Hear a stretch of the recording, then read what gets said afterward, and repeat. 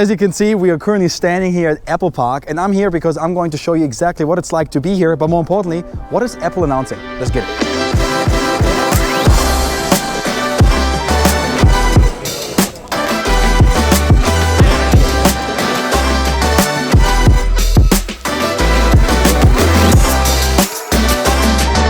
So before we head to the event, I thought it would be a cool idea to check out the visitor center, which is accessible to the public, so you don't have to attend a special event or anything like that to check it out. They do have really good coffee here. You can also secure yourself some cool merch that is only available at this store here. And there's also an AR experience, which apparently is pretty cool.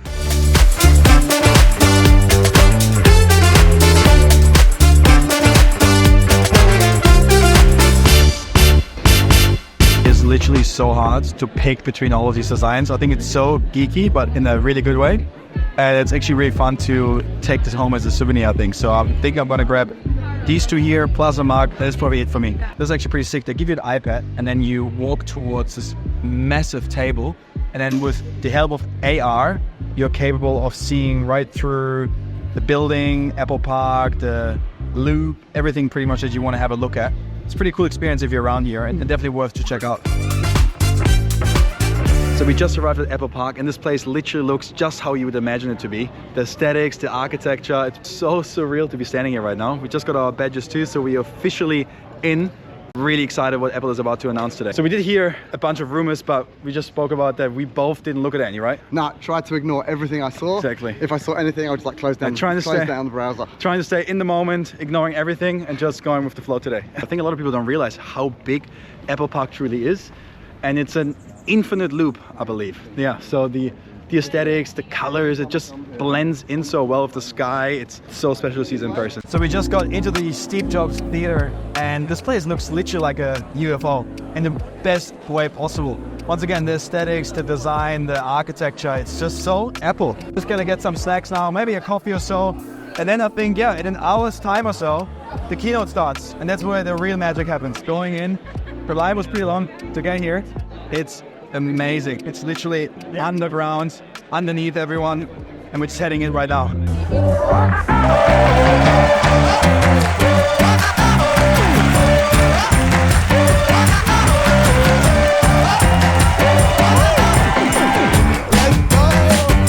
I'll play some music.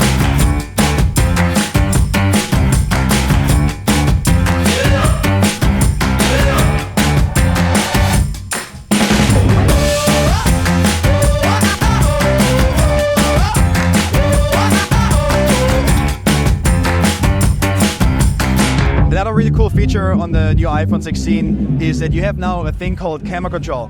What it means basically is that you have a different island that appears when you press that interactive button on the side of the iPhone pretty much, and you have control over different lenses, photo modes, focal length, pretty much everything to make your life easier when you're in the moment and don't have to change them while going through the menu. I think that's definitely a cool feature that allows you to be more in the moment and be more efficient when timing is everything.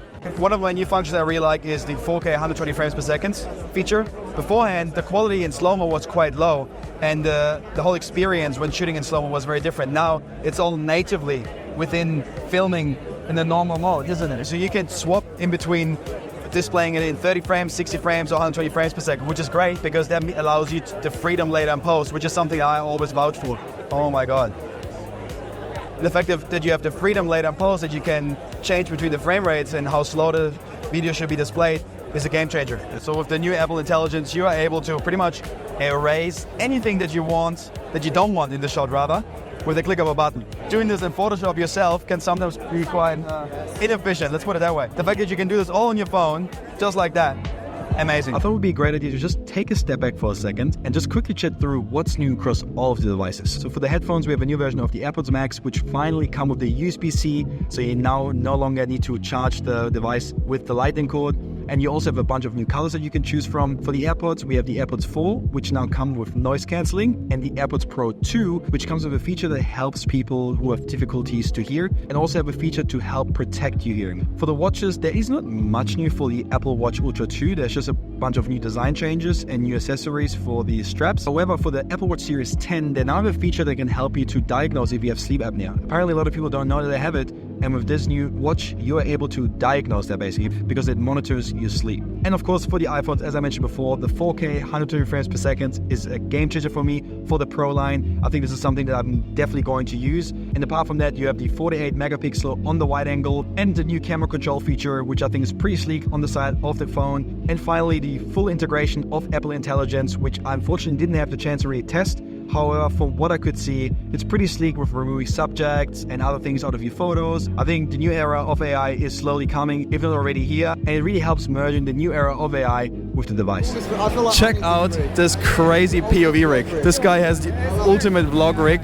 POV, everything, let me show you. This is probably the craziest POV rig I've ever seen in my life. Yes. There's currently a screen inside of here, so I can see I can see it from their perspective, because obviously he has a device there, and there's a screen. It reminds me of the Google glasses, the initial ones. Yes. That is mind-blowing. Good for you for having such a setup. What's this one for? This is a selfie stick. Oh, okay. What? Yeah, this is a selfie stick. So I can. Wait, I can shoot myself at the same time. It's a cute selfie stick. And you've also got a selfie stick attached. Yeah. Well, that was an absolute incredible experience to see this firsthand. The launch here at the Steve Jobs Theater. I think this is definitely probably one of the most memorable events that I've ever been to. Absolutely stoked to have seen this in person and getting to see the next line of tech.